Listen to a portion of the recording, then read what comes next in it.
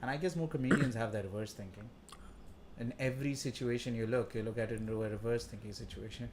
I mean, you look at it at how to make it funny, and I guess over time you have a set idea of what would be funny and what wouldn't. And I guess you could call it reverse thinking or whatever, but it'll become, hey, I'm in this situation and I see this happening. How do I bring the funny out of this? Hmm. But instead it becomes, I know what's funny, how do I push this situation into that? You know what I'm saying? It's not so much how do I look at what's funny right now, but how do I fit the current situation into what's already funny? Okay. So you try to put your or any experiences that you go through personally, which is funny, and then you fit that into the other one. Yeah, no. So initially, when I started writing out jokes, they were just things I could write without them ever having happened to me. It would be observational humor. It would be Mm-hmm. something that I've pictured up or Mm-hmm. imagined, and over time, I got to know what is funny to just me and what is universally funny. Because as a stand-up comic, that difference is extremely important. So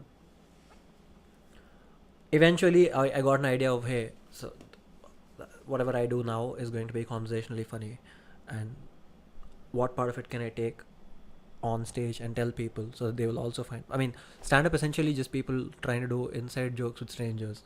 Yeah. So when you go up on stage, you can't crack the same jokes that you crack with your friends. So you start picturing things that you think everybody will find funny, and you start telling them. So now you have an idea of what's funny. Beyond a point, the way it developed for me was, now I know what these guys think is funny and isn't. How do I write more within that frame? But is it a tough process to actually realize what is funny to you is not funny to others, and Oh to yeah, find yeah, the yeah. right way? Yeah, I mean, how often in a conversation with someone new do you say the phrase, haha, maybe it was funny in the moment, or maybe you should have been there, Yeah. right? And so that's when you understand that, hey, it was funny to me then, why is it not funny to this person?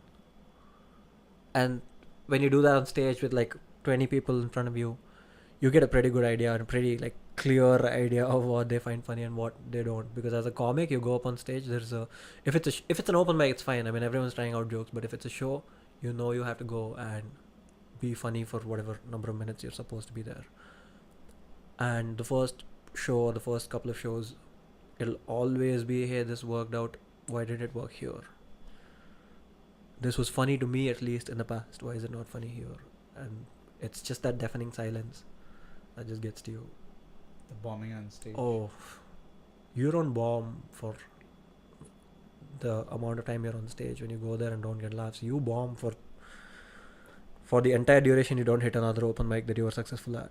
Oh, that's a tough process. Yeah. The first time you write new jokes and you go up on stage and you have 4 minutes and you do your jokes at an open mic and nobody laughs, and the host comes back and you hand over that mic going, maybe if I had a couple of more minutes I could have cracked this audience, they might have laughed.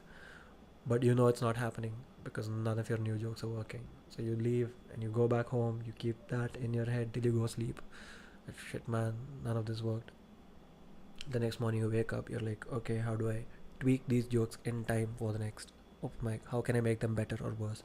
And then you go there, and if you bomb there, you carry the pressure of having bombed on like, even though it's only happened twice, you think of it in terms of like a week or something, because you've only hit 2 open mics that week. Yep. So then it becomes, oh, I wasn't funny for those 2 bits of 4 minutes that I did on stage. I wasn't. It's more, I wasn't funny for 10 days now.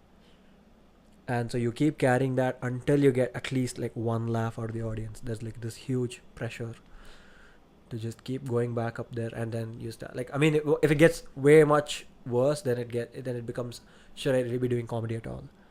How But do you realize that? Some people have early, some people have late. I guess, I mean, for me it was pretty quick. So every comic goes through the same routine. They start going to open mics thinking, hey, I'm the funny guy in the friend circle, and then they learn what's funny and what's not. And they start writing jokes. And as a comic, what happens is, initially when you step into stand-up comedy, the whole excitement period of being a comic gets to you. So you keep writing 5 minutes every day, 5 minutes of new jokes every single day.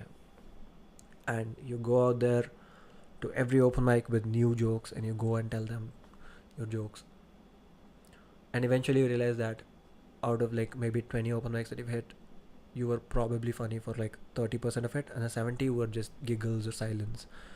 So then you realize, oh shit, I haven't been funny, I've just been putting out content. I haven't thought about the quality at all. And that's when you go back and you prep your whole thing and you decide to go up on stage for a show if you get put on a lineup. Um, what happened to me was I think I probably was funny for most open mics that I went, despite doing those jokes for the first and probably only time. And later on, when one fine day it didn't work, I decided to go back to the first jokes that I ever did that worked then, and then even they didn't work, and I was pretty surprised. And around that time, I got uh, put on a list for a show, and on the lineup for a show, and I had 8 minutes to perform. And I walk up on stage, and for 8 minutes there is nothing but silence. There are jokes that are not working. There are jokes that I've forgotten, that I'm not delivering right because I got too nervous. This is my first show. I'm supposed to be, performing better, whatnot. I leave with this heavy heart, and that's when I go back and I realize that maybe I should start perfecting jokes before I start writing newer jokes. And when I start perfecting jokes and even they didn't work, I was like, that's when I realized maybe I should take a step back. Maybe I should just not do comedy for a while, or not do comedy at all because I'm not funny. I'll just be happy being the funny guy in the friend circle. Yeah, that's happened like a couple of times. And it's not like riding a bike, right? Like you can never be a funny comic and then take a break for like a year and then go back and still be the same funny comic. I mean, you have to be comfortable with the stage and get used to the stage for you to ever be comfortable in the future.